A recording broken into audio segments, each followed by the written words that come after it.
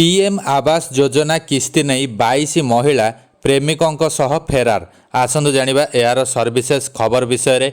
उत्तर प्रदेश रो महाराजगंज जिल्लारू एक आश्चर्यजनक मामला सामना को आसीछि।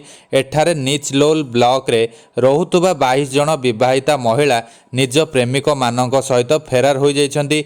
एते संख्यक महिला एकाठी फेरार होइथिबारु एही अंचल रे उत्तेजना देखा देइछि। सूचना अनुसार पीएम आवास योजनार प्रथम किस्ती भाबे 40,000 टंका महिलांक अकाउंट को आसीथिला। एही योजना अंतर्गत जो मानकर निजस्व घर नाही सेमानंकु सरकार टंका देइथांती। महिला माने एही योजनार टंका पाआंती एवं ताहा केवल सेमानंक बैंक अकाउंट रु आसीथाए। एही घटना सामना को आसीबा परे घरु पळाई जाइतिबा महिलांक स्वामी माने पुलिस स्टेशन रे पहुंची मामला रुजु करिसंती। एथि सहित संपृक्त विभाग आउ द्वितीय किस्ती न पठाइबाकू स्वामी माने आकुल प्रार्थना करिसंती।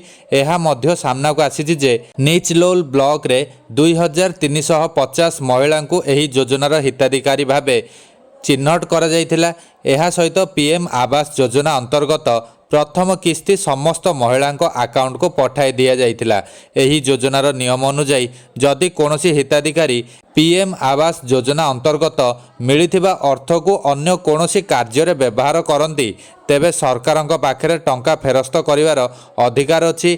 एपरि परिस्थिति रे जेउ मानकर पत्नी माने सेमानक प्रेमिक मानक सह पळाई जाइछन्ती सेमानक ठारू एही योजनार प्रथम किस्ती असूल करिबाकू सरकारी स्तर रे प्रस्तुति आरंभ होईछि।